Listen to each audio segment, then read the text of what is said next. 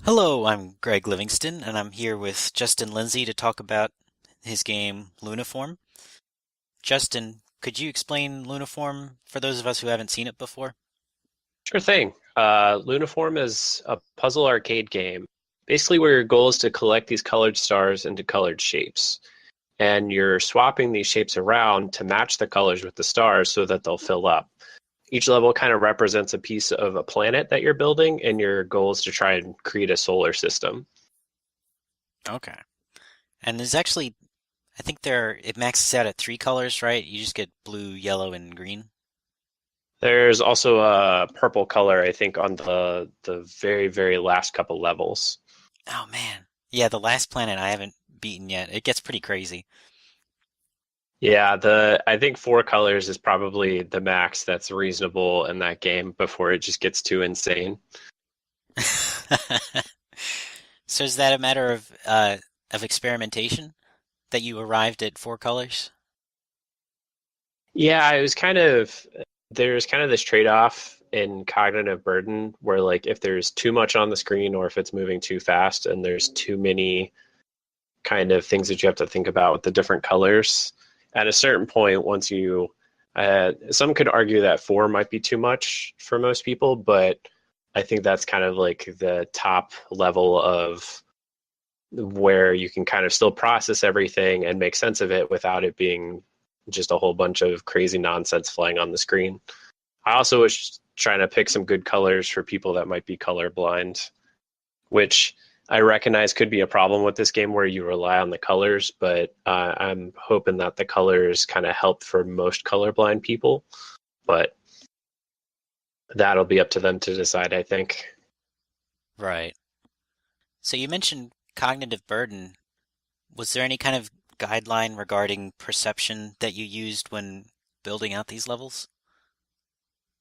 So I was trying to there's this nice chart that kind of floats around on the web where they kind of describe like real-time strategy games, and there's kind of this trade-off between the strategy aspects, like how deeply you have to think about something versus how quickly you have to process it, like how fast the things are moving. And so like StarCraft tends to be on like the super high tiers of cognitive burden in terms of like processing all the things on the screen. And I kind of wanted to hit much lower than StarCraft because you're just dealing with simple shapes. So I was trying to get it to where like, yeah, it's kind of fast and there's a little bit of a reaction component to it, but also only take the patterns and how the game works only so deep. So that a way you can still kind of process everything that's going on.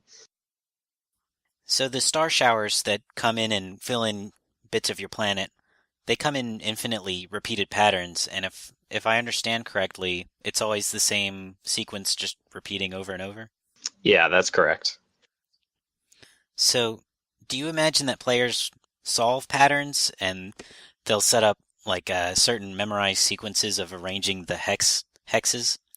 Or do you think they'll just observe and rearrange the hexes as they go? I think when people kind of first approach it, the game can feel fairly hectic as there's a lot of information to process. But if you play a level a couple of times, I kind of hope that people would start to recognize the pattern. And my hope with that is that, as we were talking about the cognitive burden part, is that the pattern would kind of help reduce that. So that instead of like watching every single star shower that kind of comes down in the different groups of them, you start to realize, okay, well, I know that one's going to be yellow and then that one's going to be blue. So I can kind of not look at it directly. I can kind of just know, okay, well, I know that one's going to hit as yellow at this point, or this one's going to hit as blue. And I think that's kind of the arcade part is sort of reacting to those patterns. And I think the puzzle part is sort of figuring out those patterns. There are a lot of levels in like the first four planets where I feel like if you solve the patterns, you can make very quick work of the levels, but the last planet has a lot of more of that arcadey reaction twitchiness as you're trying to find like safe spots to work and start filling in the shapes. So The patterns come into play, but that one has a little bit more of a reaction speed component to it. Is Luna the last planet? Luna is indeed the last planet. Okay, yeah, I'm still working on that one. I guess I'll put it that way. It's pretty hard. I actually still have trouble with some of those levels myself. Oh man, and you're the developer. Yeah.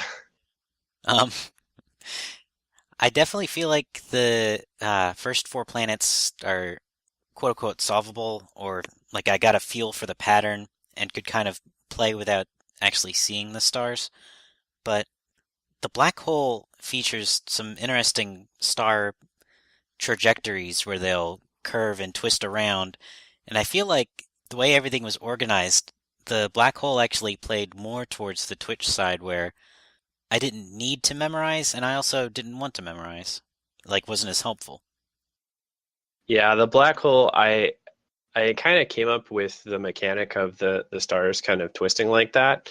And when I tried to build out a couple levels of like that, it felt like it ramped up the difficulty curve quite a bit from just the stars that hit one shape and the stars that kind of explode and hit a couple.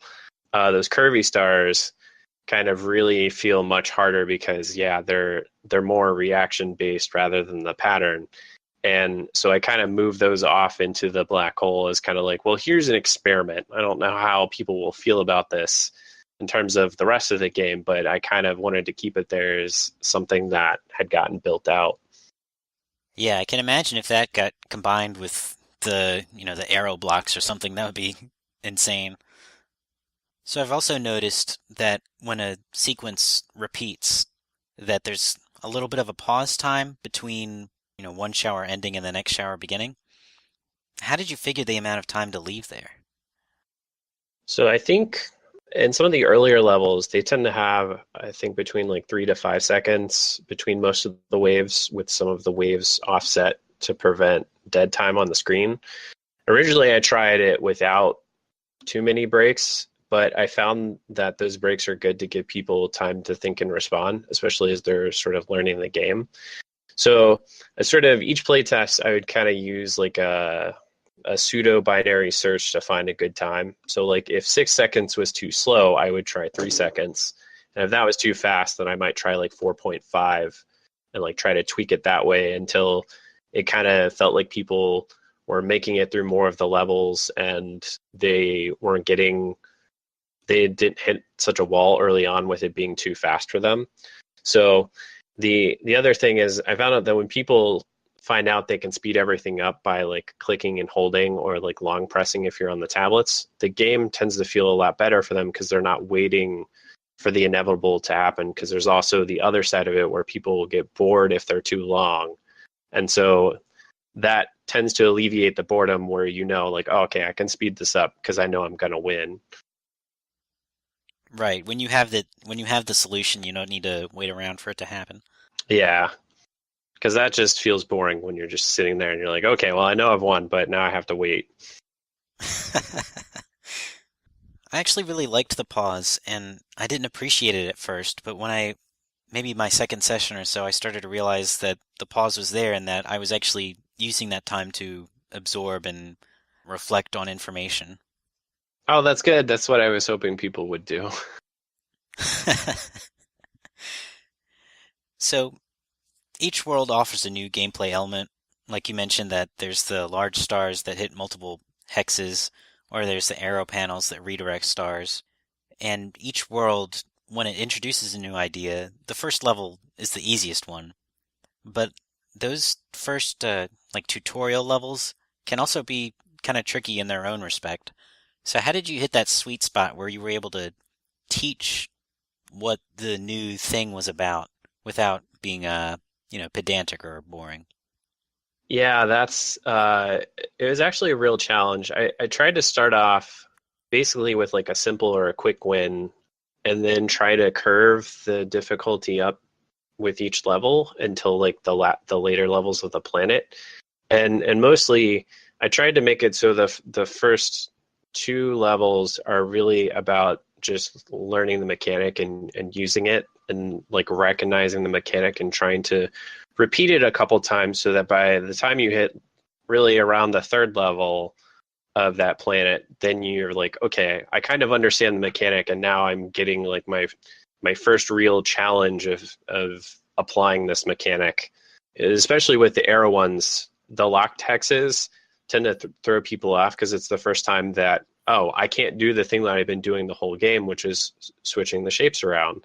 And now I have these other shapes. And so there's sort of two hurdles to get people over. One is realizing, oh, okay, well, I can take the same sort of idea that I had earlier, which is that I can swap the shapes. It's just now only I've got these different shapes to swap, which are the arrow hexes.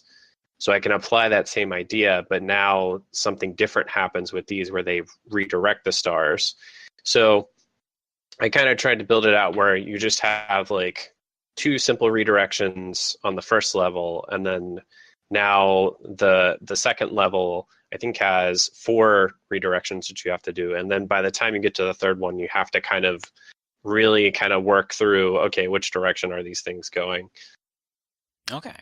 I've definitely played puzzle games where they just do the first 2 levels, where you get the idea and then move on to a new idea, and it gets tiresome when you don't really get tested on it. Yeah, I was hoping that by the time that you get to the last level, it really feels like you kind of have to take everything that you learned from the previous ones and the previous planets and try to I tried to make it so it was like a summary of all of it, but then a challenge of all the mechanics you've learned up until that point. Okay. And how did you end up with 6 levels per planet? How did you make sure that would be a good amount to make sure puzzles were unique and still interesting? So this one's kind of funny. So part of ending up at 6 levels was trying to find like a good stopping point for people before they went on to something new. And then the other part of it is kind of dictated by how many icons I could fit on a single screen with the planet model. Uh, so for making the levels unique, I tried to use unique combinations of the hex shapes and like unique rotations for each level, and then tried to find like interesting ways that they interacted with the mechanic that felt just a little bit more challenging than the last way that you saw it. So with the hexes, it's only so many different ways that you can arrange them, and part of that was like a design constraint of I decided on that geometry because I thought it was interesting, and then part of it was because I thought those combinations, kind of led to some unique patterns for the levels. It's a lot easier to handle adjacent panels when they're hexagons, right? Yeah, absolutely. Lunaform also has like a shop where you can get upgrades. Like there's a shield to protect your hexes from damage, and there's another that lets you spill excess energy or whatever into adjacent hexes once you've filled one up. And I was wondering, did you design Lunaform with the intention that this could be beaten without the upgrades? Or do you see them as kind of critical to gameplay? I think it's definitely possible to beat Lunaform without using any upgrades. I would say that it probably starts to get impossible to beat it without upgrades and without taking any damage. So the first level where you earn the shield is meant to sort of teach and force you to use it. So you would need to use the shield in order to not take any damage, if that makes any sense. So Right. you could technically beat that level without using the shield at all. And I was trying to make it so that people who wanted to use it could and have an easier time, and people that didn't want to use it didn't. Hopefully they don't feel like they have to. It just takes a little bit longer to beat it without that. But I think in terms of the game, if you don't use any upgrades, it definitely makes the later parts of the game much, much more challenging, which I would say is kind of a way of inducing like a hard mode, so to speak, is to try and beat it without the upgrades. If you try to beat it without taking any damage, like try to perfectly play each level, I would say that's amazing. I definitely can't even do that. And if somebody can do that, I would buy them a dinner. I would fly out to wherever they are and I would buy them dinner. You heard it here first. Uh, Yep. so you mentioned that that would be like a hard mode. Would you consider that the skill ceiling of Lunaform? Yeah, definitely. If you can beating the game without using any of the upgrades, I would say is I can barely do that myself, so that is definitely like I wouldn't use myself as a gauge, but I feel like that's probably the hardest that the game gets. Okay. It's also surprising just how diverse the upgrades are and how much space, how much you can make just out of pure space. Yeah, I was trying to think of upgrades that would be helpful, and interestingly enough, I think some of the upgrades are more useful in different situations than others. Like the star barrier is kind of an interesting upgrade, and I was trying to think of a way to make it work for all the colors, but I was like, well, it might just be good to keep it for a single color because I don't. It would be kind of hard to build out an interface that lets you pick the color of a skill before you use it. And that skill, to describe it, it basically just takes a little bit of a circle and spins it around your grid so that any of the stars passing through it change their color. And that one is very useful kind of early on and becomes useful again when you're in the later levels and you have to kind of destroy things and you're like, okay, well, it would be great if they were not this color so that I could destroy them. But its usefulness is limited in the puzzle levels in the middle where you're using those arrows and kind of redirecting things because okay, well, you definitely need them to be like blue in some cases, so turning them to yellow wouldn't be as advantageous. But my hope is like some of the upgrades like time stop gives you, since it stops all the stars and they're not moving, gives you a couple seconds to kind of think like, okay, where are these things going to hit, and get a little bit of a chance to react to them. And then the one that is probably my favorite is the shield swap upgrade, which it gives you a very, very small little shield as you're moving hexes around. And I think that's really cool because it lets you you can double tap on a hex to count as a swap with itself. And that basically lets you shield anywhere on your grid whenever you need it.